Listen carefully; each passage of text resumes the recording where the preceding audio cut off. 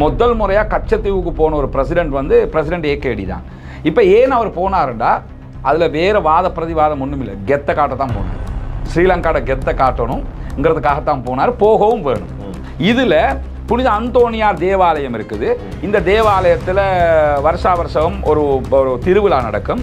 அந்த திருவிழாவுக்கு கூட என்ன பண்ணுவாங்கன்னு கேட்டால் தங்கச்சி மடம், தமிழ்நாட்டில் ராமேஸ்வரம் பகுதியில் இருக்கக்கூடிய தங்கச்சி மடம் பகுதியில் இருக்கக்கூடிய ஒரு ஃபாதிரியார் தான் வந்து இந்த திருவிழாவுக்கு தலைமை தாங்குவார். என்னதான் ஒன்று மட்டும் செஞ்சு கொடுங்க, இனிமேலாச்சும் எங்களுடைய மீனவர்கள் பாதுகாப்பாக இருக்கிறதுக்காக இந்த கச்சத்தீவை இலங்கை கிட்ட இருந்து மீட்டு கொடுத்துருங்க, அது போதும். நாங்கள் இதை கணக்கெடுக்க தேவையில்ல, அது தேர்தல் பிரசார மேடை, அப்படித்தான் தேர்தல் காலங்களில் எல்லாரும் அப்படித்தான் அடிச்சுடுவாங்க, நாம அப்படித்தான் அடிச்சு விட்டீங்க அப்படி அவரும் சொல்றாரு. கணக்கெடுக்க வானம்னு சொன்ன அந்த விடயத்துக்கு பின்னால 3 நாட்களை நாமன்னு நீங்க சொன்னது யாரு?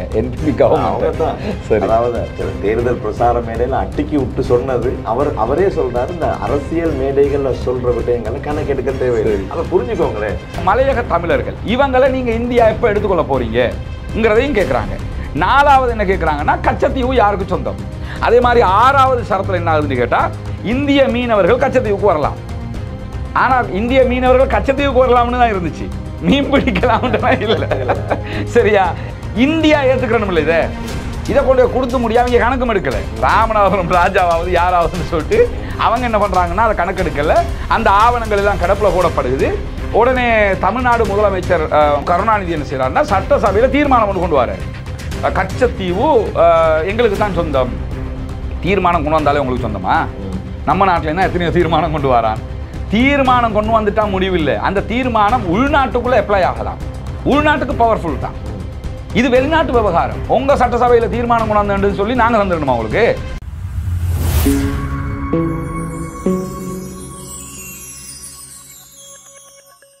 அஸ்ஸலாமு அலைக்கும் வரஹ்மத்துல்லாஹி வபரகாத்துஹு. ஷார்ட் நியூஸ் வழங்கும் மற்றும் ஒரு புத்தம் புதிய நிகழ்ச்சியில் உங்கள் அனைவரையும் சந்திக்கிறேன். ஷார்ட் சாட் பாட்காஸ்ட், இதுதான் இந்த புத்தம் புது நிகழ்ச்சியின் பெயர்.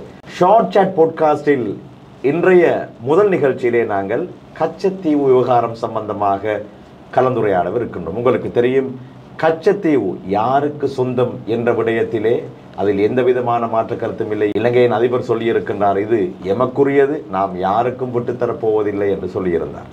ஆனால் இந்தியாவிலே இளைய தளபதி விஜய் அவருடைய தேர்தல் பிரசாரத்திற்காக வேண்டி ஆரம்பித்த இந்த வாதம் இப்போது வலுத்திருக்கின்றது. பலரும் அது பற்றி பேச ஆரம்பித்திருக்கின்றார்கள். எனவே கச்சத்தீவு விவகாரம், இதனுடைய வரலாறு என்ன என்பதை ஒவ்வொரு இலங்கையரும் தெரிந்திருக்க வேண்டும். அந்த அடிப்படையிலே இன்றைய முதலாவது ஷார்ட் சாட் பாட்காஸ்டில் நாங்கள் சகோதரர் ரஸ்மின் அவர்களை இணைத்திருக்கின்றோம். நிகழ்ச்சிக்குள் அவர்களை சலாம் கூறி அன்போடு வரவேற்றுக் கொள்கிறேன். அஸ்ஸலாமு அலைக்கும் வரஹ்மத்துல்லாஹி வபரகாத்துஹு. வலைக்கும் ஸலாம் வரஹ்மத்துல்லாஹி வபரகாத்துஹு. ஒரு அற்புதமான காலை பொழுது, ஒரு புதிய நிகழ்ச்சி எப்படி இருக்கிறது? ஷார்ட் சாட் பாட்காஸ்ட் நல்ல நிகழ்ச்சி. ஏன்னா நம்ம நிறைய இந்த மாதிரி செய்திகளை மக்களுக்கு கொண்டு சொல்லணும்னா இப்படி ஒரு ஈஸி மெத்தடில் நிறைய சிங்கள ஊடகங்கள் இதை பண்ணுறாங்க. நம்ம தமிழில் நான் நினைக்கிறேன் டிஜிட்டலில் முதல்ல நீங்கள் தான் பண்ணுறீங்க. ரொம்ப அருமையான நிகழ்ச்சி. தொடர்ந்து நாங்கள் பேச போகிறோம். இன்றைய முதலாவது நிகழ்ச்சியிலே கச்சத்தீவு விவகாரம் சமூக வலைத்தளங்களிலே வைரலாகி இருக்கின்றன, அதிகமானவர்கள் பேசுகிறார்கள். இதை இளைய தளபதி விஜய் தன்னுடைய தேர்தல் பிரசார மேடையிலே மதுரையிலே 10 லட்சம் மக்களுக்கு முன்னால் ஆரம்பிக்கிறார். அவர் அந்த தேர்தல் பிரசார மேடை, அங்கு வந்திருந்த மக்கள், இவைகள் எல்லாம் பார்க்கும் போது ஒரு சினிமா பாணியிலே தான் அவர் அதனை அமைத்திருந்தார். அங்கே பெரிய ஆள் மாதிரி வந்து அவர் சொல்கிறார், நாங்கள் கச்சத்தீவை மீட்கப் போகின்றோம் அப்படி சொல்கிறார். அதற்கு பின்னால் தான் இது பேசு பொருளாக மாறுகிறது. அதை தொடர்ந்து 2 நாட்களிலே கேபினட் பிரஸ் நடக்குது. அமைச்சரவை. நீங்களே கேள்வியை கேட்குறீங்க, நான் கேள்வியை கேட்கிறேன். வெளிவிவகார அமைச்சர் தான் அன்றைய கேபினட்டுக்கு வராரு. அவர் சொல்றாரு, நாங்க இதை கணக்கெடுக்க தேவையில்ல, அது தேர்தல் பிரசார மேடை, அப்படித்தான் தேர்தல் காலங்களில் எல்லாரும் அப்படித்தான் அடிச்சுடுவாங்க, நாம அப்படித்தான் அடிச்சு விட்டீங்க அப்படி அவரும் சொல்றாரு. கணக்கெடுக்க வானம்னு சொன்ன அந்த விடயத்துக்கு பின்னால 3 நாட்களை நாமன்னு நீங்க சொன்னது யாரு? என்பிபி கவர்மெண்ட் தான். அதாவது தேர்தல் பிரசார மேடையில அட்டிக்கி விட்டு சொன்னது அவரே சொல்றாரு, இந்த அரசியல் மேடைகள்ல சொல்ற விடயங்களை கணக்கெடுக்க தேவையில்லை. அப்ப புரிஞ்சுக்கோங்களேன். அப்ப என்ன நடக்குது? 3 நாட்களுக்கு பின்னால ஜனாதிபதி போறாரு யாழ்ப்பாணத்துக்கு. யாருமே எதிர்பார்க்கல கச்சத்தீவுக்கு ஜனாதிபதி போவார். யாழ்ப்பாணத்துல மக்களுக்கு முன்னால சொல்றாரு, கச்சத்தீவை திரும்ப கேட்குறீங்களா, ஒரு 4 மாதம் நாங்கள் தரமாட்டோம், எங்களுக்குரியது என்ற பாணியில் பேசிவிட்டு நான் இன்று அங்கே செல்லவிருக்கிறேன் என்பதையும் பொதுமக்களுக்கு முன்னால் அறிவிக்கிறேன். இலங்கை வரலாற்றில் ஒரு ஜனாதிபதி கச்சத்தீவுக்கு விஜயம் மேற்கொண்டு முதல் தருணம் என்றெல்லாம் சொல்லப்படுகிறது. கணக்கெடுக்கவான என்று சொல்றாங்க. ஆனா அதுக்கு பின்னால இவ்வளவு பில்டப் எல்லாம் நடக்குது. ஜனாதிபதி அங்கே போறாரு, அது பேசு பொருளாக மாறுது. இந்தியாவில் எல்லா பிரதான செய்திகளிலேயும் அது செய்தியாக்கப்படுகிறது. இப்போது இந்திய யூடியூபர்ஸ் அதை பற்றி பேசுறாங்க. கச்சத்தீவு விவகாரம் என்ன நடக்குது? கச்சத்தீவில் பிரசிடென்ட் ஸ்ரீலங்காவோட பிரசிடென்ட் போனதுக்கு ஒரு காரணம் இருக்குது. நான் கச்சத்தீவோட வரலாறு என்ன, அது எப்படி நமக்கு சொந்தம்ங்கிறத நம்ம நிறுவுறதுக்கு பார்க்கறதுக்கு முன்னாடி இப்போ விஜயை பொறுத்தவரையில் அவரை டிவிக்கே கட்சியை உருவாக்கி அந்த நீங்கள் சொன்ன மாதிரி சினிமா பாணியில் அவர் ஒரு மாநாடு, 2வது மாநாடு மதுரையில் 10 லட்சம் பேருக்கு மேலே வர்றாங்க. ரேம்ப் வாக்கெல்லாம் வைக்கிறாரு. இதுவரைக்கும்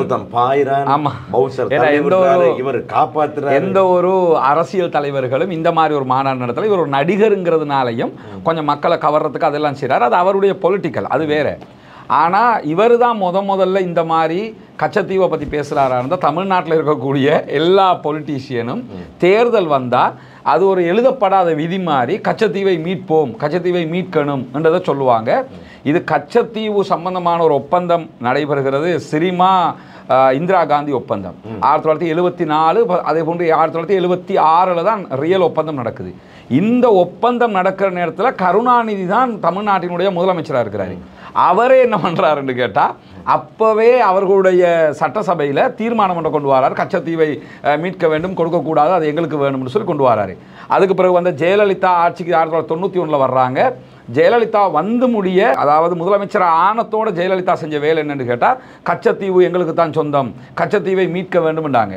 பிறகு கொஞ்ச நாளில் அந்த ஆடி அமர்ந்து மெதுவாகும்ல, அந்த மாதிரி என்ன செஞ்சான்னு கேட்டால் கச்சத்தீவை மீட்காவிட்டாலும் நீண்ட கால குத்தகைக்கு எடுக்க வேண்டும். என்ன நம்ம நாடு என்ன வாடகைக்கு குத்தகைக்கு கொடுத்துக்கிட்டா இருக்குது, அது மாதிரி எடுக்கணும்னு போச்சுது.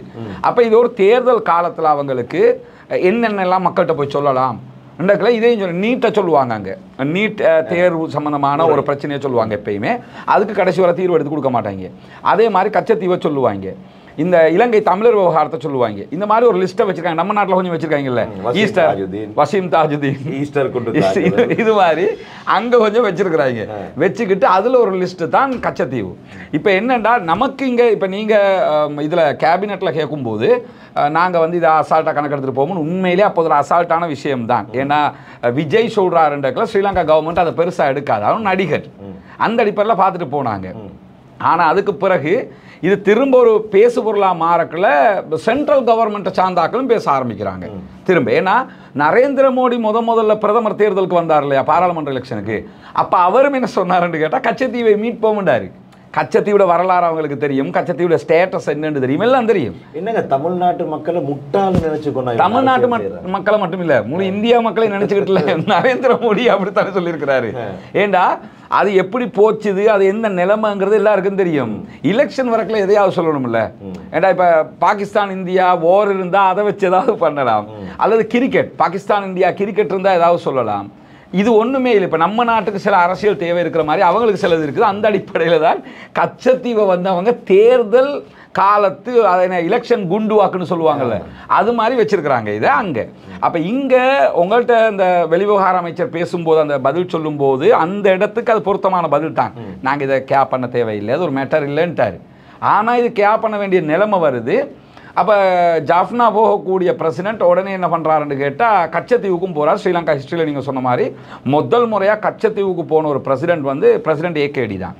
இப்போ ஏன் அவர் போனாருண்டா அதில் வேறு வாத பிரதிவாதம் ஒன்றும் இல்லை, கெத்தை காட்ட தான் போனார். ஸ்ரீலங்காவோட கெத்தை காட்டணுங்கிறதுக்காகத்தான் போனார், போகவும் வேணும்.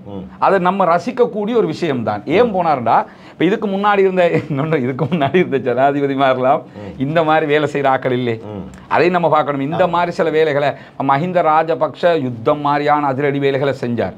ஆனால் இந்த மாதிரி வேலைகளை அவர் பண்ணலை. ஆனால் கோட்டா இது மாதிரி சில வேலை செஞ்சார். இது மாதிரி இல்லை, சில வேலை செஞ்சார். அரிசி கடைக்குள்ள போகிறது இந்த மாதிரி வேலைகளை தான் செஞ்சார். ஆனால் இவர் அரிசி கடைக்குள்ள போய் அரிசி இது சம்பாவா பிஜியான்னு தேடாமல் இதுக்கு போனது ரொம்ப வரவேற்கத்தக்கது. கச்சத்தீவுக்கு போய் என்ன காட்டினார்னா கச்சத்தீவு எங்களுடையது என்று பிரசிடென்ட் பேசினது மட்டுமல்ல, இதை நாங்கள் விட்டு தர மாட்டோம், நானே போகிறேன் பார்த்துக்கன்னு சொல்லித்தான் நேவியை கூட்டி கொண்டு அங்கே போகிறார். அப்போ எனவே இது கெத்து காட்டின ஒரு விஷயம் தான், காட்டத்தான் வேணும். ஏன்னா அது நமக்கு சொந்தமானது, அதை விட்டு கொடுக்க இயலாது. ஏண்டா இதில் இந்த கச்சத்தீவோட ஹிஸ்ட்ரி இருக்குதானே, இது ஒரு இன்ட்ரெஸ்டிங்கான ஹிஸ்ட்ரி. இன்னும் தமிழ்நாட்டில் இருக்கக்கூடிய யூடியூபர்ஸுக்கு அல்லது தமிழ்நாட்டில் இருக்கக்கூடிய யூடியூபர்ஸை தாண்டி இப்போ இந்த தந்தி டிவி இருக்குது, புதிய தலைமுறை இருக்கிறாங்க, இவங்க எல்லாம் பார்க்கும்போது உண்மையிலே நம்ம ஸ்ரீலங்கா டிவிகளை பார்க்கல ரொம்ப ரொம்ப சந்தோஷப்படணும். கோடி மடங்கு நல்லதானே. ஏன்னா இப்போ நீங்கள் போய் அப்படி போய் ஆமாம் இப்போ மின்னல் நிகழ்ச்சி பார்க்குறீங்க, உதாரணமாக சக்தி டிவியில் மின்னல் போகுதானே, எவ்வளோ உங்களுக்கு நாலேஜ், அவங்க வந்து எதை எதை பேசினாலும் நாலேஜ் கிடைக்கும். ஆனால் நீங்கள் சொன்ன மாதிரி தமிழ்நாட்டு டிவிகளில் வந்து ஒரு ஆர்கியூமெண்ட்னா நாலேஜ் கிடைக்குமா, சிரிப்பு கிடைக்குமா? எச் ராஜாவை கொண்டாந்து உட்கார வச்சா இல்லாட்டி மற்ற ஆக்களை கொண்டாந்து வச்சா என்ன, எல்லாம் சினிமா பாணியிலேயே பேசுகிறாங்களே தவிர நாலேஜ் பர்சன்ஸ் இருக்கிறாங்க. உதாரணமாக திருமுருகன் காந்தி மாதிரி ஒருத்தரை பேட்டி எடுத்தாங்கன்னு சொன்னால் நாலேஜ் கிடைக்குது அதில். அதே மாதிரி காங்கிரஸினுடைய சில தலைவர்கள் இருப்பாங்க, முன்னாள் தலைவர்கள் இருந்தாங்க, அவங்களை எடுத்தால் சில நாலேஜ் கிடைக்குது. தமிழ்நாட்டில் திராவிடம் பேசக்கூடியவங்க நாலேஜ் பர்சன்ஸ் இல்லாமல் இல்லை. ஆனால் நிறைய பேர் இந்த விவாதம் நடத்துகிறாங்க, இங்கே நடக்கிற மின்னல் மாதிரி புதிய தலைமுறையில் தந்தியில் இதுக்கெல்லாம் எடுத்துக்க ரேட்டிங் ஏற்றுறதுக்குண்டே யார் போய் சொல்கிறவன்னு பார்த்து எடுப்பாங்க. இவங்களுக்கு கச்சத்தீவிர ஹிஸ்ட்ரியும் தெரியாது, என்ன நடந்ததுன்னு தெரியாது. அதை வச்சுக்கிட்டு இதை பார்த்துட்டு யூடியூபர்ஸும் வந்து கச்சத்தீவு எங்களுக்கு மீட்கணுங்கிறது. இதைத்தான் விஜய் என்ன செய்கிறாருன்னு கேட்டால், இவர் இந்த பேசினத்தை சினிமாவில் எடுத்திருந்தாருன்னா 100 நாள் ஓடும். சின்னதா ஒண்ணு மட்டும் செஞ்சு கொடுங்க. இனிமேலாச்சும் எங்களுடைய மீனவர்கள் பாதுகாப்பா இருக்கிறதுக்காக இந்த கச்சத்தீவை இலங்கை கிட்ட இருந்து மீட்டு கொடுத்துருங்க, அது போதும். கச்சத்தீவு எடுத்துக்கணும் பிடிக்கணும்னு ஓடும். நிஜத்தில் அது நடக்காது. ஏண்டா இதில் வரலாறு நீங்கள் கொஞ்சம் நம்ம புரிஞ்சுக்கணும் தானே.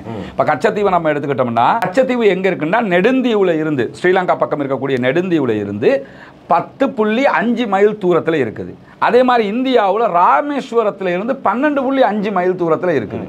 இப்போதான் கச்சத்தீவு ஒரு சின்ன தீவு. அது அந்த தீவினுடைய 285 ஏக்கர். அது அவ்வளோதான் கச்சத்தீவு. நீங்கள் அந்த வீடியோலாம் பார்த்துருப்பீங்க. ஒரு சின்ன ஒரு பகுதி, அது கிட்டத்தட்ட 1 மைல் நீளம் இருக்கும் அது கச்சத்தீவுங்கிற பகுதி. இதில் புனித அந்தோனியார் தேவாலயம் இருக்குது. இந்த தேவாலயத்தில் வருஷா வருஷம் ஒரு திருவிழா நடக்கும். அந்த திருவிழாவுக்கு கூட என்ன பண்ணுவாங்கன்னு கேட்டால், தங்கச்சி மடம், தமிழ்நாட்டில் ராமேஸ்வரம் பகுதியில் இருக்கக்கூடிய தங்கச்சி மடம் பகுதியில் இருக்கக்கூடிய ஒரு ஃபாதிரியார் தான் வந்து இந்த திருவிழாவுக்கு தலைமை தாங்குவார். இது யுத்த காலத்தில், யுத்தத்துக்கு முன்னாடி தொடர்ந்து நடந்தது, யுத்த காலத்தில் நிறுத்தப்பட்டிருந்தது. யுத்தத்துக்கு பிறகு 2012களுக்கு பிறகு மீண்டும் இந்த திருவிழாவும் ஆரம்பிச்சிருச்சு. இப்போ இதுதான் அங்கே ஒரு திருவிழா நடக்கும். மீனவர்கள் வந்து வலைகளை காய போடுவாங்க. முன்ன இருக்கிற அந்த இப்போ இருக்கிற வலை மாதிரி இல்லாமல் முன்ன இருக்கிற வலைகள் காய போட வேண்டிய நிலைமை இருக்கும், காய போடுவாங்க. இதுக்கு தான் இந்த தீவு வந்து பயன்பட்டு வந்தது, வேறு எதுக்குமே பயன்படலை. இப்போ இதில் சர்ச்சை எப்போ ஆரம்பிக்குதுன்னு சொன்னால், நாடுகள் இப்போ பிரித்தானியாவுடைய ஆட்சி காலம் இருக்குல்ல, பிரிட்டிஷ் ஆட்சி ஸ்ரீலங்காவிலையும் இருக்குது, அதே மாதிரி இந்தியாவிலையும் இருக்குது. கிட்டத்தட்ட நெருக்கத்தில் தானே நம்ம சுதந்திரமே பெறுகிறோம். அப்போ இந்த மாதிரி காலப்பகுதிகளில் எல்லைகளை தீர்மானிக்கணும் தானே. ஸ்ரீலங்காண்டா என்ன, இந்தியாண்டா எது என்ற எல்லையை தீர்மானிக்கணும். இது என்னமோ இந்த கச்சத்தீவு பிரச்சனை நேற்று முந்தின நாள் வந்தது மாதிரி நினச்சிக்கிட்டு இருக்கிறாங்க. இந்த பிரச்சனை 1921 அக்டோபர் 24 ஆரம்பிக்கக்கூடிய ஒரு பிரச்சனை. 1921 அக்டோபர் 4 கொழும்புல ஒரு மாநாடு நடக்குது. அந்த மாநாட்டில் இந்த பாக்கு நீரிணை இருக்குது நமக்கும் இந்தியாவுக்கும் இடையில. இந்த பாக்கு நீரிணை பகுதிகளில் இந்தியாவுடைய எல்லையை எப்படி வகுக்கிறதுங்கிறது அந்த மாநாட்டில் நோக்கம். அப்போ இந்தியாவிலிருந்து பிரிட்டிஷ் டீம் ஒன்று ஸ்ரீலங்காவுக்கு வராங்க. அப்போ வந்து மோடியும் இல்லை, ராஜீவ் காந்தியும் இல்லை, இந்திரா காந்தியும் இல்லை, ஒரு காந்தியும் இல்லை. அப்போ வந்து மகாத்மா காந்தி அவங்க இருந்திருப்பாங்க. அந்த பிரிட்டிஷோட சண்டை பிடிச்சாக தானே விஜய் நேசரி போகிற, ஆமாம், விஜய் நேசரி போகிற காலகட்டம். அப்போ இந்த மாதிரி காலகட்டத்தில் இவங்க என்ன பண்ணுறாங்கன்னு கேட்டால், இந்த பிரிட்டிஷ் அதிகாரிகளும் ஸ்ரீலங்காவினுடைய பிரிட்டிஷ் அதிகாரிகளும் சேர்ந்து கொழும்புல 1921 அக்டோபர் 24 இது சம்பந்தப்பட்ட ஒரு மாநாடு நடத்துகிறாங்க. இந்த மாநாட்டில் ஸ்ரீலங்கா சார்பாக ஹாஸ்பர்க்குங்கிற ஒருத்தர் தான் கலந்து கொள்கிறார். இவர் முதன்மை சுங்க வரி அதிகாரியாக செயல்பட்டவர். இவர் ஆனால் பிரிட்டிஷ்காரர், ஸ்ரீலங்காவோட ஆட்சி பரப்பில் இருக்கக்கூடிய ஒருவர். கலந்து கொண்டு பேச்சுவார்த்தை நடத்தக்கள் என்ன சொல்கிறாங்கண்டா, கச்சத்தீவை யாருக்கு சொந்தம் என்று பேசுவார்கள், அது ஸ்ரீலங்காவுக்கு தான் சொந்தம்ங்கிறார் அவர். இது ரெண்டு தரப்பும் யார், பிரிட்டிஷ். நீங்களும் பிரிட்டிஷ்காரன், நானும் பிரிட்டிஷ்காரன், நம்ம 2 பேரும் தான் பேசுகிறோம். நம்ம நினச்சிருந்தா எந்த முடிவையும் எடுக்கலாம். அவங்களே என்ன சொல்கிறாங்கன்னா, இது ஸ்ரீலங்கா பக்கம் தான் இருக்குது, ஸ்ரீலங்காவுக்கு தான் சொந்தம். அப்போ இந்தியாவிலிருந்து வந்த பிரிட்டிஷ் அதிகாரிகள் என்ன சொல்கிறாங்கன்னு சொன்னால், அப்போ ஒரு நெகோசியேஷன் பண்ணிக்கொள்வோம், ஒரு சில விதிமுறைகளை வைப்போம். இந்தியாவிலிருந்து வரக்கூடிய மீனவர்கள் அங்கே வந்து வலைகளை காய போடுறதுக்கான வாய்ப்புகளை கொடுப்போம் அப்படின்னு சொல்லி அந்த அந்த உரிமையை கொடுக்கறதோட கச்சத்தீவில் இருந்து மேற்கு பகுதியாக 3 மைல் பரப்பு வரைக்கும் மீன் பிடிக்கிற உரிமையும் ஸ்ரீலங்காவுக்கு கிடைக்குது. இந்த கச்சத்தீவு அடிக்கடி அப்துல் ரஹ்மான் பிரச்சனை ஆகிறதுக்கு இன்னொரு காரணம் என்ன தெரியுமா? நிறைய தமிழ்நாட்டு சகோதரர்கள் புரியாத ஒரு விஷயத்தை புரிஞ்சு கொள்ளணும். தமிழக மீனவர்கள் ஸ்ரீலங்காவில் கைது பண்ணப்படுறாங்க. கைது பண்ணி ஒரு 20-25 நாள் இருப்பாங்க. மு.க. ஸ்டாலின் இங்கே ஒரு கடிதம் எழுதுவார், அங்கே இருக்கிற முதலமைச்சர் ஸ்ரீலங்காவுக்கு ஒரு கடிதம் எழுதுவார், பிறகு என்ன செய்வாங்க, விடுதலை பண்ணுவாங்க. இது காலாகாலம் நடக்கிறது. ஏன் இங்கே அரெஸ்ட் பண்ணுறாங்கன்றதுல ஏதோ ஸ்ரீலங்கா ஃபோர்ஸஸ் வந்து அநியாயம் பண்ணுற மாதிரியும் தமிழ்நாட்டு மீனவர்கள் அப்பாவிகள் மாதிரியும் ஷூட் பண்ணுறாங்கன்னு சினிமாலாம் அப்படி தானே எடுப்பாங்க. மீனவர்களை சுட்டுக் கொள்கிறார்கள், யாரையும் சுடக்கூடாது, அது அநியாயம், எந்த உயிரையும் அநியாயமாக எடுக்கக்கூடாது, அதில் மாற்று கருத்து இல்லை. ஆனால் ஸ்ரீலங்கன் ஃபோர்ஸஸ் ஏன் அதை பண்ணுறான் என்கிற ஒரு கேள்வி இருக்குதா இல்லையா? வடக்கு மாகாணத்தில் இதுக்கு முன்னாடி தமிழ் தேசிய கூட்டமைப்பினுடைய முதலமைச்சராக சி.வி. விக்னேஸ்வரன் ஐயா இருந்தாங்க. இருக்கக்குள்ள அவங்க அந்த டைம்லேயே இந்தியாவினுடைய தி ஹிந்து பேப்பருக்கு பேட்டி கொடுத்தாரு. பேட்டி கொடுக்கும்போது என்ன சொன்னாருன்னு கேட்டால், தமிழக மீனவர்கள் எங்கள் பரப்புக்கு மீன் பிடிக்க வராதிங்கன்றாரு. ஏண்டா அந்த மீன் பிடிக்கிறதுல நம்ம மீனவர்கள் ஒரு வகையான வலைகளை பயன்படுத்தி மீன் பிடிக்கிறாங்க. தமிழகத்தில் மீன் பிடிச்சவங்க சில வகையான இழுவை படகுகளில் ஒரு வகையான அந்த வலைக்கு பேர் எனக்கு தெரியாது, அதை போட்டு என்ன செய்வாங்கன்னா மெஷினில் அந்த வலையை இழுப்பாங்க. மீன் பிடிச்சா மீனை பிடிக்கணும், நீங்கள் மண்ணையும் சேர்த்து இழுத்துக்கிட்டு வரக்கூடாது. இப்போ வலையை போட்டிங்கன்னா மீன் தானே அதில் மாட்டும். இலங்கை மீனவர்கள் மீனை தான் பிடிக்கிறாங்க. இவங்க என்ன பண்ணுவாங்கண்டா, இந்த தூத்துக்குடியில், ராமேஸ்வரத்தில், ராமநாதபுரத்தில், இந்த தென்கோடியில் இருக்கக்கூடிய கடல் பரப்புல எல்லாம் இப்போ அவங்களுக்கு மீன் தட்டுப்பாடு இருக்குது, அவங்களுக்கு சங்கு எடுக்கிற தட்டுப்பாடு இருக்குது. கடல் வளங்களை அழிச்சிட்டாங்க அவங்க. என்ன காரணம்னு கேட்டால், இந்த ரோலர் படகுகளை கொண்டு போய் போட்டு அந்த வலையை போட்டு முடிய வலை வந்து அப்துல் ரஹ்மான் என்ன செய்யும்னா அந்த பூமியில இருந்து இழுத்துக்கிட்டு வரும், மண்ணையும் சேர்ந்து இழுத்துக்கிட்டு வரும். இதுல சங்கு சிப்பி எதெல்லாம் இருக்கோ எல்லாம் வரும். இப்படி நீங்க எடுத்து எடுத்து எடுத்து எடுத்து வந்தா அங்க உள்ள பாறைகள் சேதம் அடைஞ்சிட்டு மீன்கள் அங்க வாழாது. மீன் வாழணும்னா இப்ப நீங்க வாழ்றது உங்களுக்கு சோறு தண்ணி எல்லாம் இருக்கணும் தானே. மீன் வாழ்றதுக்கு பாசி இருக்கணும், பவளப்பாறைகள் இருக்கணும். கொத்தோட பிடிங்கி வேரோட எடுத்துட்டாங்க. எடுத்ததுனால அங்க மீன் கிடைக்காது. இப்ப இவங்க என்ன பண்றாங்கன்னு கேட்டா, இதே ரோலர் கோஸ்டர் எடுத்து கொண்டு வந்து ஸ்ரீலங்காவுடைய எல்லைக்குள்ள வர்றது. ஸ்ரீலங்காவுடைய எல்லைக்குள்ள வந்து இதை போட விட்டா போட விடுவானா? முதல்ல ஒரு கடற்பரப்புன்னு இப்ப அவங்களோட இந்தியாவினுடைய கடற்பரப்புன்னு ஒன்று இருக்குது, ஸ்ரீலங்கா கடற்பரப்புன்னு ஒன்று இருக்கு, இன்டர்நேஷனல் கடல் போர்டர்னு இருக்கு. இன்டர்நேஷனல் கடல் போர்டருக்குள்ள வந்தீங்கன்னா அவங்க ஒன்றும் செய்ய மாட்டாங்க, எந்த நாடும் செய்யாதில்ல. இப்போ மியான்மர் அகதிகள் போகிறாங்க, இன்டர்நேஷனல் கடல் போர்டரில் போனாங்கன்னா எந்த பிரச்சனையும் இல்லை. நம்மளோட எல்லைக்குள்ளே வந்து முடியாதான் நம்ம அவங்கள எடுக்க வேண்டி வருது. இது மாதிரி இவங்க என்ன செய்கிறாங்கன்னா, மீன் பிடிக்கணும் நம்மளோட எல்லைக்குள்ளே வரக்கல. வடக்கில் மீன் பிடிக்கிறது யாரு? அவங்க சொல்கிற ஈழத்தமிழர்கள் தானே. ஸ்ரீலங்காவில் இருந்து தெற்கில் இருக்க சிங்களாக்கள் போய் வடக்கில் மீன் பிடிக்கல இல்லையா? பேருவலில் இருக்க முஸ்லீம்கள் போய் மீன் பிடிக்கல, நீர்குளம்பில் இருக்க கிறிஸ்டியன் போய் மீன் பிடிக்கலையே. வடக்கில் மீன் பிடிக்கிறது வடக்கில் இருக்கக்கூடிய ஈழத்தமிழர்கள். சீமானுக்கு சொல்லணும்.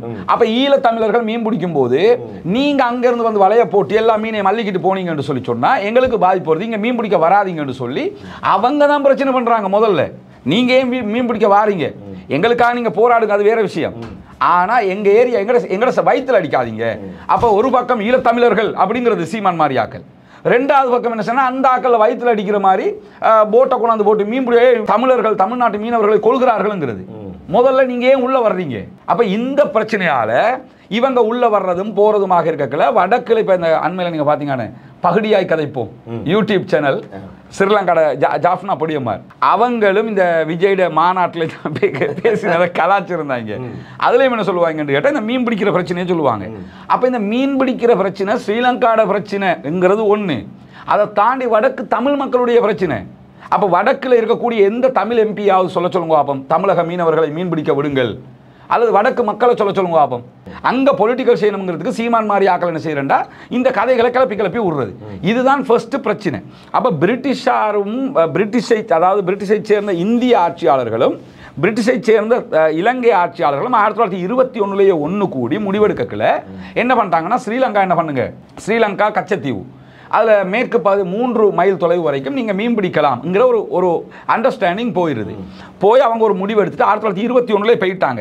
போனதுக்கு பிறகு 1941 ஒரு சம்பவம் நடக்குது. என்னன்னு கேட்டால், இந்திய கடற்படை இருக்கிறாங்க தானே, அவங்க ஒரு கடற்படை பயிற்சி நடத்துறதுக்கு முயற்சி பண்ணுறாங்க. அதில் இப்போ கடற்படை பயிற்சி நடத்தக்கல குண்டெல்லாம் போடுவாங்க தானே, குண்டு போடக்கல எங்கே போடுறதுன்றக்கல இந்திய கடற்படை நினைக்குது கச்சத்தீவை யூஸ் பண்ணுவோம், குண்டு அடிக்கல கச்சத்தீவில் போய் விழுகிற மாதிரி ஒரு பயிற்சி எடுப்போம் என்று சொல்லி அவங்க ஒரு முயற்சிக்கு வரக்கல. ஸ்ரீலங்கா அனுமதி மறுக்குது. இது 1941 நடக்குது. ஸ்ரீலங்கா அனுமதி மறுக்குது, இந்தியாவும் அதை ஏற்றுக்கொள்ளுது. இப்போ இந்த 1941 மோடி கவர்மெண்ட் இருந்ததா, அல்லது ராஜீவ் காந்தி கவர்மெண்ட் இருந்ததா, அல்லது இந்திரா காந்தி கவர்மெண்ட் இருந்ததா, யார கவர்மெண்ட் இருந்துச்சு? சீமானும் இல்லை, எவனும் கிடையாது. அப்போ 1941 உங்களுக்கு நீங்கள் இங்கே வந்து குண்டு போடவும் மேலாது, பயிற்சி எடுக்கவும் மேலாது ஸ்ரீலங்கா சொல்கிறாங்க. ஏன் சொல்கிறாங்கன்னா, ஸ்ரீலங்கா இது 1941. அதுக்கு பிறகு என்ன ஆகுதுன்னு கேட்டால் 1956 இன்னொரு சம்பவம் நடக்குது.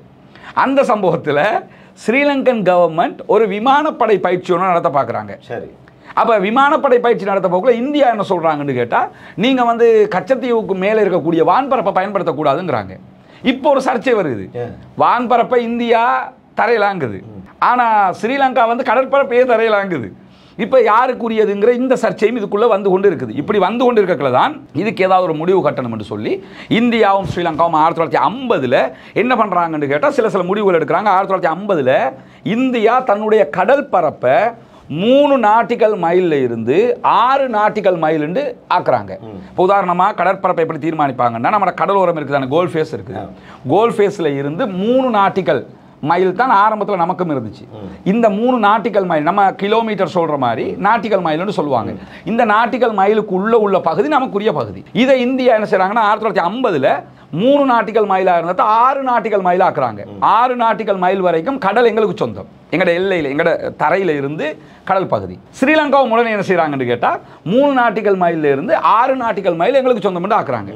பிறகு இந்தியா என்ன செய்கிறாங்கன்னா 6 நாட்டிக்கல் மைலில் இருந்து 12 நாட்டிக்கல் மைல் வரைக்கும் எங்களுக்கு சொந்தம் அப்படின்னு சொல்லி அவங்களோட கடல் பரப்பை கூட்டுறாங்க. அவங்க ஸ்ரீலங்காவும் என்ன பண்ணுறாங்கன்னு கேட்டால் கடல் எல்லையில் இருந்து தரையில் இருந்து கோல்ட் ஃபேஸ் இருக்குன்னா கோல்ட் ஃபேஸ்ல இருந்து 12 நாட்டிக்கல் மைல் வரைக்கும் நம்முடைய கடல் இல்லை. இப்போவும் ஜஃப்னாவில் ஏன் உள்ள வரக்கில் இராணுவம் ஷூட் பண்ணுறான்னு சொல்லி சொன்னால், நீங்கள் வந்து உங்களோட வீட்டுக்குள்ள நான் வந்தால் விட்டுருவீங்களா அனுமதி இல்லாமல்?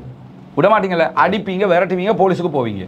இது மாதிரி தான் 12 நாட்டிக்கல் மைல் தூரத்துக்கு உள்ள யார் இலங்கையினுடைய எல்லைக்குள்ளே வந்தாலும் ஷூட் பண்ணுவான் அவன்.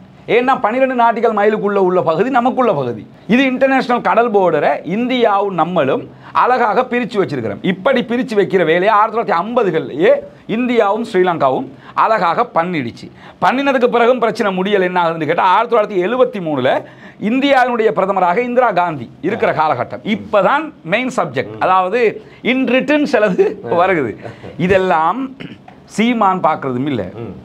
விஜயை பொறுத்தவரையில் வரலாறே தெரியாது அவருக்கு. வந்து ஆக்ஷன் என்று சொன்னா சரி, அதைத்தான் அவர் பண்றார். ஆக்ஷன் சொல்லி இப்ப அங்க உண்மையிலேயே அந்த மாநாட்டில் விஜயனுடைய பேச்சு வந்து எந்த குறிப்பும் இல்லாம பேசினார், அது வரவேற்கத்தக்கது. அவர் வளமல டைரக்டர் சொன்னதான் செய்வாரு. அன்னைக்கு டைரக்டர் இல்லாமலே செஞ்ச மாதிரி இருந்துச்சு, அது பிரச்சனை இல்லை. அவர் நிறைய ஹோம்ஒர்க் பண்ணிருப்பாரு. இனி அவர் ஆளுமை அவர் வளர்த்து கொள்றாரு, அது பிரச்சனை இல்லை. அவர் தேர்தலில் ஜெயிக்கட்டும், நாளைக்கு முதலமைச்சராக வரலாம்னாலும் அந்த மக்கள் தீர்மானிச்சுட்டாங்கன்னா வரலாம், அது நமக்கு தேவையில்லை. ஆனால் என்ன பண்ணணும்னு கேட்டால் என்ன பேசுகிறோம்ங்கிறத புரிஞ்சு பேசணும்ல. 1973 இந்திய பிரதமராக இந்திரா காந்தி இருக்கிற நேரத்தில் ஸ்ரீமாவை வந்து அப்போ ஸ்ரீலங்காவில் வந்து ஸ்ரீமாவை பண்டாரநாயகர், நம்முடைய நாட்டு, அதாவது உலகத்தில் முதலாவது பெண் பிரதம மந்திரி ஸ்ரீமாவோ பண்டாரநாயக்கா இருக்கிறாங்க. அவங்கள சந்திக்கிறதுக்காக இந்திய பிரதமர் வராங்க. இதில் 4 விஷயம் பேசுகிறாங்க. ஸ்ரீமாவும் இந்திரா காந்தி 2 பேரும் 4 விஷயம் பேசுகிறாங்க. முதல் விஷயம், இலங்கை இந்தியாவுக்கு இடையில் இருக்கக்கூடிய பாக்கு நீரிணைய எல்லையை பிரிக்கிறது எப்படி. பாக்கு நீரிணை 32 கிலோமீட்டர் அளவுக்கு இருக்கு, உங்களுக்கு எவ்வளோ எங்களுக்கு எவ்வளோ, இந்த பிரிக்கணும், இதை பேசுறாங்க. 2வது பேசுறாங்க, சிரிமா சாஸ்திரி ஒப்பந்தம் ஒன்று நடந்துச்சு. இந்த ஒப்பந்தத்துக்கு பிறகு நாடற்றவர்கள் என்று தீர்மானிக்கப்பட்ட 1.5 லட்சம் மலையக தமிழர்களை வந்து என்ன செய்யறது, அடிக்கடி மனோ கணேசன் ஐயா பேசுவார்ல, அவங்க இருந்திருந்தாங்கன்னா பார்லிமெண்ட்ல எங்களுக்கு இத்தனை பேர் இருப்பாங்கன்னு சொல்லுவாங்க. உண்மையிலே அவங்களோட ஆதங்கம். அந்த சிரிமா சாஸ்திரி ஒப்பந்தத்தை பற்றியும் இதில் பேசுகிறாங்க. 3வது, இந்திய குடியுரிமை வழங்கப்பட்டிருக்கக்கூடிய இலங்கையில் இருக்கக்கூடிய மலையக தமிழர்கள், இவங்களை நீங்கள் இந்தியா எப்போ எடுத்துக்கொள்ள போறீங்கிறதையும் கேட்குறாங்க. 4வது என்ன கேட்குறாங்கன்னா, கச்சத்தீவு யாருக்கு சொந்தம். இந்த 4ம் 1973 இந்திய பிரதமருக்கும் இலங்கை பிரதமருக்கும் இடையில் என்ன பண்ணதுன்னு கேட்டால் பேசப்படுகிறது. பேச்சுவார்த்தை நடந்த பிறகு இதுவே 1974 ஜூன் மாதம் 24 தொடக்கம் 28 வரைக்கும் சிரிமா இந்திரா ஒப்பந்தம் ஒன்று நடக்குது. அந்த ஒப்பந்தத்தில் கச்சத்தீவை வந்து இலங்கைக்கு தான் உரியதுன்னு சொல்லி இந்தியா விட்டு கொடுக்குது. இப்போ யாராவது விட்டு கொடுக்கணும். அவங்க என்ன சொல்றாங்கன்னா, இந்தியாவில் இப்போ சீமானா இருக்கட்டும், முதலமைச்சர் மு க ஸ்டாலினா இருக்கட்டும், யாராக இருந்தாலும் எங்களுக்கு சொந்தம்ங்கிறாங்கல்ல, உங்களுக்கும் சொந்தமாக இருக்கலை, ஸ்ரீலங்காவுக்கும் சொந்தமாக இருக்கலை. ஸ்ரீலங்கா ஒரு நாடாகுது பிரிட்டிஷ் காலத்தில், இந்தியா ஒரு நாடாக இருக்குது. நாடாக மாறும்போது இடையில இருக்கக்கூடிய தீவுகள் யாருக்கு எது சொந்தம் என்று வரக்கல, யாரா ஒன்னோன்னு நீங்க விட்டு கொடுக்கணும், அவங்க விட்டு கொடுத்து இல்லைன்னா என்ன தெரியுமா, காஷ்மீர் பிரச்சனை மாதிரி இருக்கும், சீனா இந்தியா பார்டர் பிரச்சனை மாதிரி இருக்கும், ஆப்கானிஸ்தான் இந்தியா பார்டர் பிரச்சனை மாதிரி, இந்த பார்டர் பிரச்சனை மாதிரி இது இருந்துகிட்டே இருக்கும். இதுக்கு தான் இந்தியா என்ன பண்றாங்கன்னு கேட்டா, இந்தியாவுக்குள்ள ஒரு பாலிடிக்ஸ் இருந்துச்சுன்னு சொன்னா, கச்சத்தீவை ஸ்ரீலங்காவுக்கு கொடுத்துட்டோம்னா நமக்கு ஆதரவாக எப்பயும் இருப்பாங்க. சீனா மூக்க நுழைக்காம இருக்கும். இந்த ஒரு பேக்ரவுண்ட் பாலிடிக்ஸும் இருந்துச்சு, இல்லாமல் இல்லை. என்ன பண்ணுறாங்கன்னு சொன்னால் இந்தியா ஓகே இது உங்களுக்கு தான் சொந்தம் என்று சொல்லி விட்டு கொடுத்துட்றாங்க. இந்திரா காந்தி பிரைம் மினிஸ்டராக இருக்கும்போது 1974 ஜூன் மாதம் 24 தொடக்கம் 28 நடக்கக்கூடிய அந்த மாநாட்டில் இந்த ஒப்பந்தம் கையெழுத்தாகுது. ஆனால் இதில் என்ன ஆகுதுன்னு கேட்டால் 3 விஷயம் பேசப்படுது. ஒன்று, பாக்கு நீரிணை பகுதியினுடைய எல்லை இதுதான் வரையறுக்கிறாங்க. வரையறுத்துட்டு அது ஒரு 5வது ஷரத்து, அதே மாதிரி 6வது ஷரத்துன்னு ரெண்டு ஷரத்துகள் போடுறாங்க. 5வது ஷரத்தில் என்ன இருக்குன்னு கேட்டால், இந்தியாவினுடைய யாத்திரிகர்கள் இருக்கிறாங்க தானே, யாராவது கச்சத்தீவுக்கு வந்து அந்த புனித அந்தோனியார் தேவாலயத்துக்கு வரணும்னா அவங்களுக்கு வீசா அந்த ப்ராசஸ் எதுவுமே இல்லை, அவங்க சும்மா வரலாம். இது ஒரு என்ன ஒரு மத சம்பந்தப்பட்ட கடமைங்கிறதுனால 2 பேரும் அண்டர்ஸ்டாண்டிங்கில் அதை ஒப்பந்தத்தில் கொண்டு வராங்க. அதே மாதிரி 6வது ஷரத்தில் என்ன ஆகுதுன்னு கேட்டால், இந்திய மீனவர்கள் கச்சத்தீவுக்கு வரலாம். ஆனால் இந்திய மீனவர்கள் கச்சத்தீவுக்கு வரலாம்னு தான் இருந்துச்சு, மீன் பிடிக்கலாம்ன்றா இல்லை. சரியா? இப்படி ஒரு ஒப்பந்தத்தை போட்டு இது 1974 நடக்குது. இப்போ தமிழ்நாட்டில் முதலமைச்சராக யார் இருக்கான்னு கேட்டால் கலைஞர் கருணாநிதி இருக்கிறாரு. இப்போ கருணாநிதி என்ன செய்கிறாரு, இது உங்களுக்கு தான் சொந்தம்ண்டா நீங்கள் அதுக்குரிய ஆவணங்களை சமர்ப்பித்து அப்போ பெரிய அளவில் பிரச்சனை. அவர் எப்படி ஆகுதுன்னு கேட்டால் உடனே அவருடைய ஆட்கள் எல்லாம் கூட்டிக்கிட்டு டெல்லிக்கு போகிறாரு. போய் பேச கடிதம் கொண்டு கொடுக்குறாரு. அந்த பிரதமருக்கு கொடுத்து என்ன பண்ணுறாருன்னு கேட்டால், கச்சத்தீவை நீங்கள் கொடுக்கக்கூடாது, கச்சத்தீவு வந்து ராமநாதபுரம் ராஜாவுக்கு சொந்தம். இப்போ இந்த சீமானார் தான் சொல்கிறாரு, அது கச்சத்தீவு யாருக்கு சொந்தம்னு கேட்டால் ராமநாதபுரம் ராஜாவுக்கு சொந்தம். ராமநாதபுரம் ராஜாவுக்கு சொந்தம்ங்கிற ஆவணம் என்ன, அதுக்கு என்ன எவிடன்ஸ்? சரி, அந்த எவிடன்ஸை நாங்கள் ஏற்றுக்கிறோமா இல்லையாங்கிறது 2வது. ஏகேடி ஏற்றுக்கிறாரா இல்லையாங்கிறது 2வது. நீங்கள் நாங்கள் ஏற்றுக்கிறோமா, ஸ்ரீலங்காக்காரன் ஏற்றுக்கிறானாங்கிறது 2வது. இந்தியா ஏற்றுக்கிறோம் இல்லை, இதை கொண்டு கொடுத்து முடியாம இங்கே கணக்கும் எடுக்கலை. ராமநாதபுரம் ராஜாவாவது யாராவதுன்னு சொல்லிட்டு அவங்க என்ன பண்ணுறாங்கன்னா அதை கணக்கெடுக்கலை. அந்த ஆவணங்கள் எல்லாம் கடப்பில் போடப்படுது.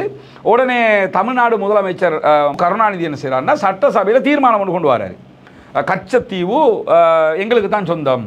தீர்மானம் கொண்டு வந்தாலே உங்களுக்கு சொந்தமா? நம்ம நாட்டில் என்ன எத்தனையோ தீர்மானம் கொண்டு வரான். தீர்மானம் கொண்டு வந்துட்டா முடிவில்லை, அந்த தீர்மானம் உள்நாட்டுக்குள்ளே அப்ளை ஆகலாம். உள்நாட்டுக்கு பவர்ஃபுல் தான். இது வெளிநாட்டு விவகாரம். உங்கள் சட்டசபையில் தீர்மானம் கொண்டாந்து சொல்லி நாங்கள் தந்துடணுமா உங்களுக்கு? அப்போ தீர்மானத்தை இது எப்போ நடக்குதுன்னு கேட்டால் 1974 இந்த சம்பவம் நடக்குது. அதுக்கு பிறகு 1976 ரியலாக ஒரு ஒப்பந்தம் நடைபெறுகிறது. அந்த ஒப்பந்தத்தில் இது 1976 வந்து இந்தியாவில் நெருக்கடி நிலை, எமர்ஜென்சி பாஸ் பண்ணியிருந்த டைம் இந்திரா காந்தி. அந்த எமர்ஜென்சி நம்ம தனியாக பேச வேண்டிய நிறைய விஷயம் இருக்குது. இந்திரா காந்தி வந்து அது சொல்கிறது லேடி சூப்பர் ஸ்டார் அவங்க, அது ஒரு கெத்து தான். இந்திரா காந்தி மாதிரி சந்திரிகா கூட அப்படி முடிவுகள் எடுக்கலை, ஈவன் சீமா கூட முடிவு எடுக்கலை. அந்த மாதிரி ஒரு கெத்தான சில முடிவுகளை இந்திரா காந்தி எமர்ஜென்சி காலத்தில் எடுத்தாங்க. அது நல்ல இந்திய வரலாறு படிக்கிறது ரொம்ப இன்ட்ரெஸ்டாக இருக்குது. இந்த இந்திரா காந்தி எமர்ஜென்சி காலத்தில் என்ன ஆகுதுன்னு கேட்டால், மன்னார் பகுதியினுடைய எல்லையெல்லாம் வரையறுக்கப்படுது. இப்போ கடைசியாக ஃபைனல் பண்ணுவோம் சொல்லி ஃபைனல் பண்ணக்கலாம். 1974 ஒப்பந்தத்தில் அதை ஏற்கனவே நம்ம 1974 ஒரு ஒப்பந்தம் நடக்குது தானே, இது 76 ஒப்பந்தம். 74 ஒப்பந்தத்தில் அந்த 5வது ஷரத்து 6வது ஷரத்துன்னு 2 வந்துச்சான 2 ஷரத்துகள். இந்த 2 ஷரத்தையும் பற்றி இதில் பேசலை. அதாவது 5வது 6வது ஷரத்தை பேசி இருந்தா இன்க்ளூடட்னு அர்த்தம், எதையுமே பேசல. அப்ப என்ன அர்த்தம்னு கேட்டா ஒட்டு மொத்தமா ஒன்றும் இல்லை, கழுவி ஊத்திட்டாங்கன்னு அர்த்தம். சரியா? அது இல்ல, கடாசி வீசியாச்சு. இந்த 2, அதாவது இந்திய மீனவர்கள் கச்சத்தீவுக்கு வரலாம்ங்கிற சரத்தும் அதுல இல்ல, யாத்திரிகர்கள் வரும்போது விசா இல்லாம ப்ராசஸ் இல்லாம வரலாம்ங்கிறதும் அதுல இல்லை. எனவே ஏன் அதுல இல்லாம போச்சுன்னா அந்த முடிவை இந்தியா எடுக்கலாம். அந்த முடிவை யார் எடுக்கணும்? இப்ப ஸ்ரீலங்கா. கச்சத்தீவு ஸ்ரீலங்காவுக்கு சொன்னோம்னா உங்க வீட்டுக்குள்ள வரணும், நான் வரணுமா வேணாமாங்கிறது யார் முடிவு எடுக்கணும்? நீங்க தானே முடிவு எடுக்கணும், நான் முடிவு எடுக்கலாமா? அது மாதிரி அந்த முடிவு தெளிவா ஒப்பந்தத்தில் 1976 இந்த ஒப்பந்தம் மார்ச் மாதம் 3ஆம் தேதி நடக்குது. இந்த ஒப்பந்தத்தில் கச்சத்தீவு ஸ்ரீலங்காவுக்கு தான் சொந்தம்ங்கிறது டிக்ளேர் இந்திய கவர்மெண்ட் மிக தெளிவாக ஒப்புக்கொண்ட ஒரு முடிவு. இது திருப்பி இதை நாங்கள் எடுக்கணும் பிடிக்கணும் வரலாறு பேசிக்கிட்டு இருக்கிறதுல ஒரு பிரயோஜனம் இல்லை. ஆனால் இதில் இன்னொரு சம்பவம் நடக்குது.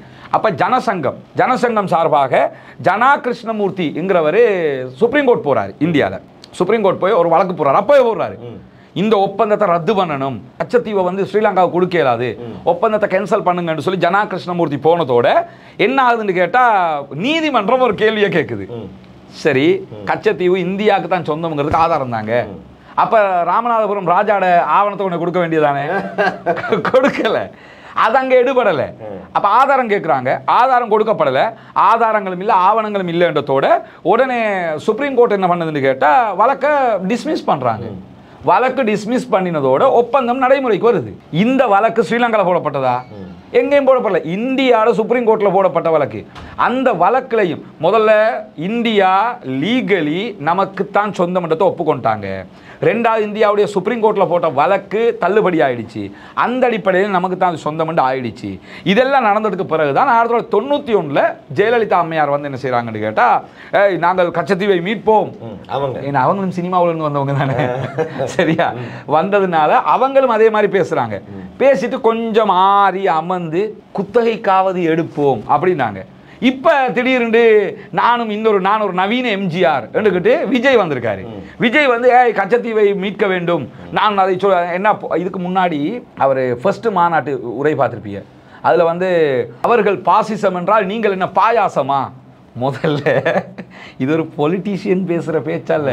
சினிமாவுலையும் ஹீரோ இப்படி பேச மாட்டான், காமெடியன் தான் இப்படி பேசுவான். அவர் ஒரு காமெடி பீஸ் மாதிரி என்ன பண்றாருன்னா, அந்த திராவிடம், அவருக்கு முதல்ல திராவிடம் என்னன்னு தெரியல விஜய்க்கு. அதே மாதிரி பாசிசம்டா என்ன, பாயாசம்டா என்னன்ற வித்தியாசம் தெரியல. முதலமைச்சர் எப்படி சொல்லணும் என்றே அவருக்கு தெரியல. ஏன்னா அந்த போஸ்டிங் ஒரு மரியாதை, மேடை கௌரவம்ங்கிறதே அவருக்கு தெரியல. அவர் வந்து என்னண்டா ஆக்ஷன்டா பேசக்கூடிய ஒரு ஆள், ரைட்? இதனால தான் ரஜினிகாந்த் இதுக்குள்ள வரல, சரியா? எல்லாரும் இந்த நான் வந்து எம்ஜிஆர் நடிகராக இருந்தாலும் அவருக்கு ஒரு ஆளுமை இருந்துச்சு. விஜய்க்கு எதிர்காலத்தில் அந்த ஆளுமையை அவர் வளர்த்து கொள்ளலாம், அது வேற விஷயம். நான் அவர் தகுதியே இல்லைன்றலாம் நான் பேச வரல. ஆனால் இப்போ அவர் பேசுகிற பேச்சியல் மெச்சுவர்ட் ஆனது அல்ல, காமெடி ஆனது. எனவே அவருக்கு முதல்ல இந்த கச்சத்தீவோட வரலாறு அவங்க விஜய் மட்டும் இல்லை சீமானும் படிக்கணும். இன்னும் இந்த அந்த ராஜாட கதையை சொல்லிக் கொண்டிருக்காம, ராமநாதபுரம் ராஜாவுக்கு சொந்தம் சொல்லிக் கொண்டிருக்காம சுப்ரீம் கோர்ட்டும் இல்லைன்னு ஆக்கிட்டு, அப்போ இந்தியாவை இதை முடிவெடுத்துட்டு இது நமக்கு சொந்தம் இல்லைன்னு. அப்போ இது ஸ்ரீலங்காவுக்கு சொந்தம். அதனால தான் கெத்தா அனுரகுமார போய் என்ன செஞ்சாருன்னு கேட்டால், இது எங்களுக்கு சொந்தம்டா போய் இறங்கி இருக்கிறாரு. எனவே கச்சத்தீவு நமக்கு சொந்தம்ங்கிறத நம்ம மட்டும் சொல்லலை, இந்தியாவினுடைய நிறைய அதிகாரிகளும் இதை பேசுகிறாங்க. நீங்கள் ஆவுடைய அப்பனுடைய இன்டர்வியூ ஒன்று போயிருக்கு, நான் அதை பார்த்தேன். அதில் கலந்து கொண்ட யூஎன்னுடைய அதிகாரி மிக தெளிவாக என்ன சொல்கிறாருன்னா, இது ஸ்ரீலங்காவுக்கு தான் சொந்தம், அதுக்கு எந்த நமக்கு சொந்தம்ங்கிறதுக்கு ஆவணம் இல்லைங்கிறாங்க. எனவே இது முடிஞ்ச கதை. அவங்க எலெக்ஷனுக்கு பேசட்டும், ஆனால் நமக்கு விவரம் தெரியணுமே. தமிழ்நாட்டினுடைய சகோதரர்களும் புரிஞ்சு கொள்ளணும், இதில் இனவாதமோ அல்லது மதவாதமோ பேசுறதுக்கு ஒன்றுமே இல்லை. ரெண்டாவது, ஈழத்தமிழர்களை வச்சு பொழப்பு நடத்துகிற சீமான் மாரியாக்கள் என்னென்னா, பிரபாகரனை சந்திச்சேன், ஆமக்கறி சாப்பிட்டேன், பூனக்கறி சாப்பிட்டேன்லாம் கதை விட்றவர். இந்த விவரத்தையும் புரியணும். ஈழத்தமிழர்கள் தான் இங்கே பாதிக்கப்படுறாங்க. இந்த கச்சத்தீவு விவகாரத்தை இவங்க தூக்கி பிடிச்சாங்கன்னா இங்கே பாதிக்கப்படக்கூடியது ஈழத்தமிழர்கள். சார் சொல்கிற பொய்க்கு மனவு வேணும். அந்த யார் நம்மளோட எம்பி ஒருத்தர் இருந்தார் முன்ன, இப்போ அவர் எம்பியால் போன பார்லிமெண்ட்டில், அவர் தான் சொன்னார் ஆமக்கறி பூனக்கறி கதையெல்லாம் சொல்லி கிண்டலும் அடித்தார் பார்லிமெண்ட்லேயே. அது மாதிரி பிரபாகரன் கூட்டிகிட்டு வந்தாராம், யுத்தம் ஹோன்னு நடக்குது, அதுக்குள்ளே இவருக்கு ஆமக்கறி சாப்பிட்டு சமைச்சு கொடுத்தாராம். அப்போ இது மாதிரி இந்த பிரபாகரனை வச்சு தொழில் பண்ணுறது, பிரபாகரனை வச்சு கட்சி நடத்துறது, இந்த குரூப்புக்கு இப்போ நான் தான் எதிர்பார்த்தேன் விஜயும் தன்னுடைய ஸ்லோகனை சொல்லும்போது மீண்டும் இந்த பிரபாகரன் கதையெல்லாம் எதையாவது எடுப்பாருன்னு. ஏன்னா அதில் எடுத்தா தானே அவங்களுக்கு வாழையிலும். எனவே இது இந்தியாவுடைய தமிழகத்தினுடைய பொலிட்டிக்கலுக்கு நடக்கிற விஷயம் இது. சரி, எனவே வாயை மூடி மௌனமாக இருக்கிறது மட்டுக்கும் இது நல்லம். இல்லாவிட்டால் இதை தொடர்ந்து பேசு பொருளாக மாற்றுவதிலே எந்த விதமான பலனும் இல்லைங்கிறது நாங்கள் சீமான், இளைய தளபதி விஜய், இந்த கச்சத்தீவை திரும்ப நாங்கள் பெற்றுக்கொள்ளணும்னு சொல்லக்கூடிய அனைவருக்கும் ஷார்ட் சாட் பாட்காஸ்டினூடாக சொல்லிக்கொள்வோம். அடுத்ததாக அன்றகுமார திசாநாயக்க ஜனாதிபதி அவர்கள் அண்மையில் யாழ்ப்பாணத்திலே உரையாற்றும் போது கச்சத்தீவை ஒரு சுற்றுலா தலமாக மாற்றுவோம் என்று சொன்னதற்கு இன்றைய தினத்திலே ஒரு மன்னார் மாவட்ட ஆயரா அல்லது எனக்கு சரியாக ஞாபகத்திலே இல்லை அங்கே அந்தோனியார் ஆலயம் இருக்கின்றது, அதை சுற்றுலாத்தலமாக மாற்றப்படுவதை நாங்கள் விரும்பவில்லை என்ற அடிப்படையிலே சொல்லியிருக்கின்றார்கள். பொறுத்திருந்து தான் பார்க்க வேண்டும் இதில் என்ன நடைபெறப் போகின்றது. இதில் நிறைய நம்ம நாட்டுக்குள்ள நிறைய தீவுகள் இருக்குது. இந்த தீவுகள் எல்லாம் சுற்றுலா தலங்களாக மாற்றப்படுகிற போது நமக்கான இன்கம் சோர்ஸ் அதுதானே. ஏன் இப்போ மால்டிவ்ஸில் அவங்களுடைய இன்கம் டாலர்கள் அவ்வளவு வருமானம் வர்றதுக்கு காரணமாக தானே. அவங்க இருக்கிற தீவுகள் எல்லாம் வந்து சுற்றுலாத்தலமாக மாற்றிருக்காங்க. அந்த அடிப்படையில் கூட பிரசிடென்ட் அதை யோசிச்சிருக்கலாம். பிரசிடென்ட் யோசிக்கிறாருன்னா அவருக்கு அந்த ஐடியாவும் சொல்லியிருப்பாங்க தானே, இப்படி ஒன்று செய்வோம்னு. இனி அதை அரசாங்கம் தான் முடிவெடுக்கணும். பொறுத்திருந்து பார்ப்போம் என்பதை கூறிக்கொண்டு, எது எவ்வாறாக இருந்தாலும் அரசாங்கம் தான் முடிவெடுக்க வேண்டும். கச்சத்தீவை சுற்றுலா தலமாக மாற்றுவதா இல்லையா என்பதை பொறுத்திருந்து பார்ப்போம் என்பதை கூறிக்கொண்டு, இன்றைய எங்களுடைய ஷார்ட் சாட் பாட்காஸ்ட் புத்தம் புது நிகழ்ச்சியிலே முதலாவது எபிசோடில் இருந்து நாங்கள் இப்போதைக்கு விடைபெற்றுக் கொள்கின்றோம். சகோதரர் ரஸ்மினுக்கு நன்றிகளை கூறிக்கொள்கின்றேன். ரொம்ப நன்றி. மீண்டும் இன்னும் ஒரு காலை பொழுதில் உங்கள் அனைவரையும் சந்திக்கும் வரை விடைபெற்றுக் கொள்கின்றேன். அஸ்ஸலாமு அலைக்கும் வரஹ்மத்துல்லாஹி வபரகாத்துஹு. வீடியோக்களை மிஸ் பண்ணாமல் பார்க்க இன்றே ஷார்ட் நியூஸ் யூடியூப் சேனலை சப்ஸ்கிரைப் பண்ணுங்கள்.